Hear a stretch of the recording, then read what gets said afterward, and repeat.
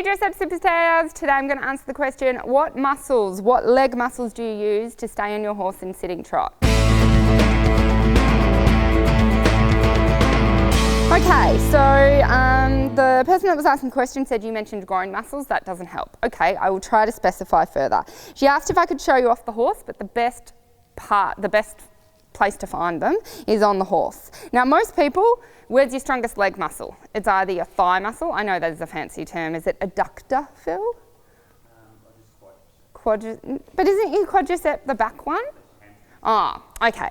Yeah, so either the back one, most people turn out their leg and grip with the back one, feeling nice and secure. Other people, is it really a hamstring? I don't agree, but I'm not a physiologist. The side one, like this whole big meaty one they use. And the fact is, can you see my seat? I don't know how zoomed in you are, Phil, but here's me relaxed, here's me tensed. What just happened? I came out of the saddle, I've come to the back. The more I tense, the more I go to the back of the saddle, and the more I kind of use my stirrups for balance, I know, which won't help.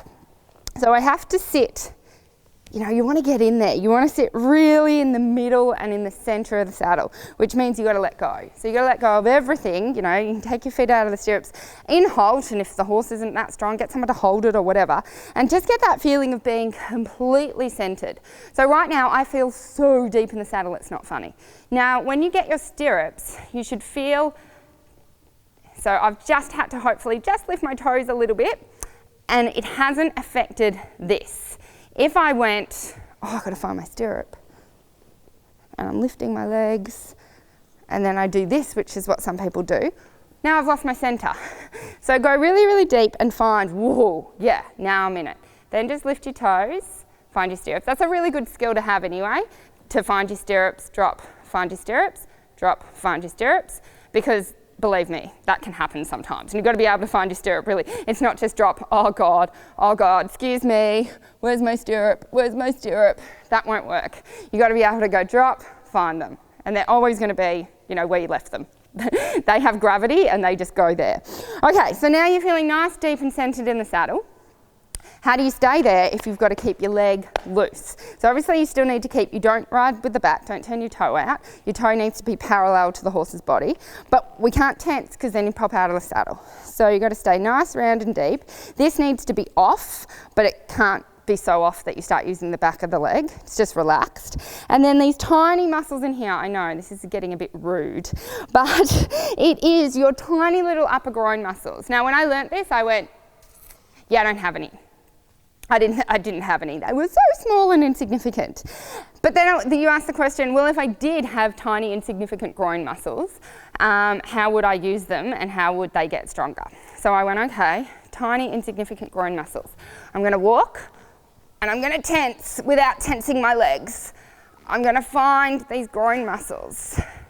And it seems so silly. And the question, the more I've been teaching, I've been doing quite a bit of teaching at the moment, the more I've been saying the same thing to all my students. Stop doing so much. Stop overreacting. Stop using a huge solution to a tiny problem. You have a tiny problem, so use a tiny solution to fix it.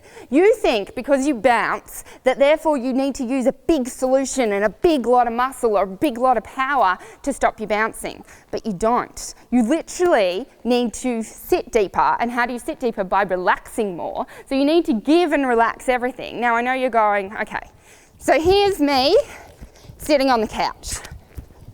And you see the minute I kind of drop my shoulders and my posture, I'm bouncing. But the minute I go, okay, I want to be relaxed like I'm sitting on the couch with my legs, but let's have, oh my God, there's a really cute guy stuck in my tummy, pop out my chest and look really pretty. That's all I'm doing with my upper body, but my lower body is legs sitting on the couch. You can do your no stirrups if you wanted to get that really nice, relaxed feeling. And then just find your stirrups. It's okay, sweetie. Find your stirrups and find that connection. And then just keep searching, where are my upper groin muscles? Where are my upper groin muscles? If I'm not going to grip with this, because that pops me, if I'm going to give with my legs, Like I'm overemphasizing, don't open up like that, but really soften your legs. I know, she's like, why are you riding like the biggest monkey? Okay, soften your legs and then just go, if I was to find tiny little groin muscles, where would they be and what would they look like? Good girl. And do that times 200,000. And when you've done that 200,000 times, write me a message and let me know how good it worked. Most people aren't used. We live in a microwavable society. We live in a society that says, I need to order my food now and have it now. I need everything. I send an email, I want a response now. I send a message, I want a response now. That's not how the world works. Remember, farming, I'm not a farmer, by the way, but farming, what do you do to get an apple off an apple tree? You plant the seed, then you water the seed, you pick out the weeds, you do a lot of work. Now you do a lot of work and what do you see? Nothing. Do you have an apple tree? Absolutely not. Because everything is happening under the surface. The seed that you planted, because of the care and the attention that you're giving the seed, it's growing little roots and it's doing all this stuff under the soil. And then it might pop up a little bit and you go, this is useless. This is not an apple tree. And if you leave and you stop watering and you stop weeding and you stop caring for your little seed, you'll never have an apple tree. But if you keep cultivating and you keep looking after that apple seed, you'll have an apple tree one day. And that's your riding. You need to do the work. You need to keep watering and gardening, even though you see no change and no improvement. And that's why most people don't get to the top, because they're not getting the quick instant improvement. Oh, I did that once and I couldn't sit in trot, so it doesn't work. It's not how life works. So enjoy doing the work, and I'll see you soon. If you liked today's episode, make sure you hit the subscribe button so you never miss an episode. And if you want to leave a comment, I read all my comments, so let us know how this helped. If you would like some more dressage help, I have a completely free ultimate seat package, which is filled with videos, training plans, a 30-day training plan, bonus videos and bonus explanations of what you need to do in your training for the next 30 days. I would love to give that to you for free. Just click on the link below and check that out. And remember, live your dreams.